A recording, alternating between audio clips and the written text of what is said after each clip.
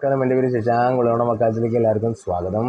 ഇനി വീഡിയോ ചെയ്യാനുള്ള കാരണം എന്ന് പറഞ്ഞാൽ ഇപ്പോൾ സുരേഷ് ഗോപിയുടെ കലിംഗ് സദസ്സുകൾ അതാണ് ഇപ്പോൾ എല്ലാവരുടെയും വിഷയം എന്ന് പറയുന്നത്. അദ്ദേഹം എന്ത് ചെയ്താലും വിഷയമാണ് കേരളത്തിൽ news value plus political value plus എന്താ പറയുക, ജനങ്ങളുടെ പീപ്പിൾ വാല്യൂ ഉള്ളൊരു ലീഡർ എന്ന് പറഞ്ഞാൽ ഇപ്പോഴത്തെ സ്ഥിതിക്ക് സുരേഷ് ഗോപിജി തന്നെയാണ് എന്നുള്ളൊരു വസ്തുതയാണ്. അത് ആർക്കും എതിർക്കാൻ പറ്റില്ല. അദ്ദേഹം എവിടെ ഉണ്ടോ അവിടെ നന്മകളുണ്ട്.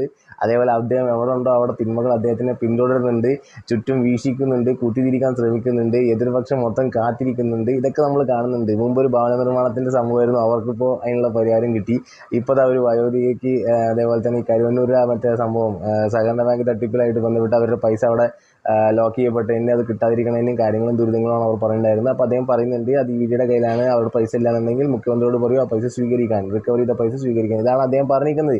എന്തായാലും ആ ഒരു അമ്മയ്ക്ക് ഇതുകൊണ്ടെന്തായി, അദ്ദേഹം പറഞ്ഞാൽ അദ്ദേഹം നന്മ ചെയ്യണം എന്ന് ഉദ്ദേശിച്ച് മനസ്സിൽ കൊണ്ട് പറഞ്ഞ കാര്യങ്ങളായിരിക്കാം. അതുകൊണ്ടായിരിക്കാം ചിലപ്പോൾ ഉടനടി തന്നെ അവർക്ക് പരിഹാരം കിട്ടുന്നുണ്ട്. അദ്ദേഹം തന്നെ നന്മ ചെയ്യണമെന്നില്ല. അദ്ദേഹത്തിൻ്റെ ദർശനം അല്ലെങ്കിൽ അദ്ദേഹത്തിൻ്റെ വീക്ഷണത്തിൽ വന്നാൽ മതി. അദ്ദേഹത്തിൻ്റെ ആ ഒരു വട്ടത്തിൽ നിന്ന് കഴിഞ്ഞാൽ അത്രയും പോസിറ്റിവിറ്റിയാണ് കാര്യങ്ങൾ നടന്നു കിട്ടും.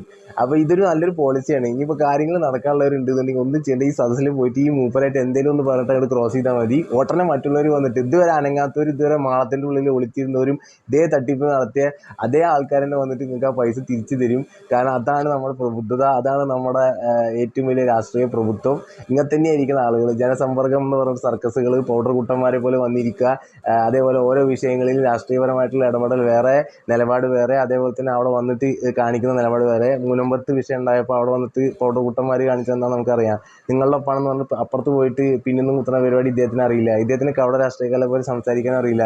പക്ഷേ ഏറ്റവും നല്ല ഗുണം എന്താണെന്ന് വെച്ചാൽ, ഇനി ജനങ്ങൾക്ക് പ്രതിപക്ഷത്തെ കൊണ്ടോ ഭരണപക്ഷത്തെ കൊണ്ടോ കേരളത്തിൽ എന്തെങ്കിലും ചെയ്യാണ്ട് ഈ സദസ്സിൽ പോയിട്ട് ഈ മൂപ്പരായിട്ട് എന്തെങ്കിലും സംസാരിച്ചാൽ മതി. ഒട്ടന്നെ പരിപാടി എണീച്ച് പടുത്തേണ്ടി വരും. ഇതുവരെ വരാത്തവരും ഇതുവരെ അനങ്ങാത്തവരും ഒരു പരിഹാരം കിട്ടാത്ത കാര്യത്തിനടക്കം പരിഹാരം കിട്ടുമെന്ന് നിങ്ങൾക്ക് മനസ്സിലാക്കി തന്നില്ലേ? ഇതാണ് ആ മനുഷ്യൻ.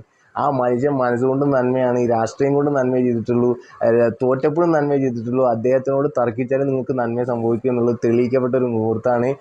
എതിരാളികൾക്ക് പോലും അദ്ദേഹം പറഞ്ഞ കാര്യത്തിന് ഉടനടി പരിഹാരം കാണാൻ വേണ്ടി എതിരാളികളെ പോലെ ഇളക്കി വിട്ട മനുഷ്യനാണ്. അപ്പോൾ ആ അമ്മ ശരിക്കും പറഞ്ഞാൽ നന്ദി സുരേഷ് ഗോപിയോടാണ് പറയേണ്ടത്. അതേപോലെ ഇവിടുത്തെ മാധ്യമങ്ങൾക്കും.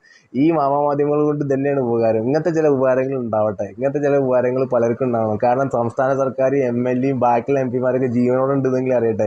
പണ്ട് പഞ്ചായത്ത് പൈപ്പിൽ വെള്ളം വന്നിട്ടില്ല പറഞ്ഞാൽ മോദിയെ ചോദിക്കണ പോലെ എല്ലാ കാര്യത്തിലും സുരേഷ് ഗോപി അതല്ലല്ലോ ലെവല്. ബാക്കിയുള്ളവർ ജയിച്ചു പോകുന്നത് തന്നെയല്ലേ, അവരെന്തെങ്കിലും ചെയ്യട്ടെ. അവിടെ ഒരു എം.എൽ.എ ഉണ്ട് തന്നെ അറിഞ്ഞപ്പോഴാണ് ഭവന നിർമ്മാണത്തിൻ്റെ സമയത്ത്.